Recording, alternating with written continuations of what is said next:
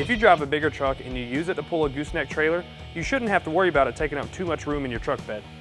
Curt has a gooseneck puck system that works with some mounted toolboxes that still gives you that stable ride.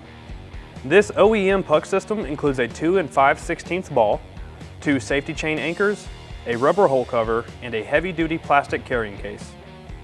The gooseneck ball is machined and forged from a steel alloy for strength and has a chrome-plated finish. The ball is really simple to install.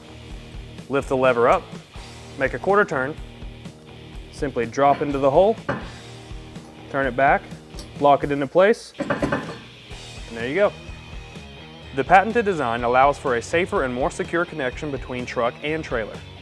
Speaking of keeping you safe on the road, the cast steel safety chain anchors are a great addition in a backup situation.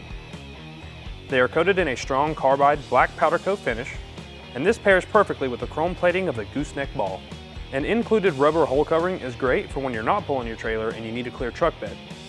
The cover will not only keep dirt and debris out of the gooseneck ball hole, but it will keep out weather and help stop corrosion.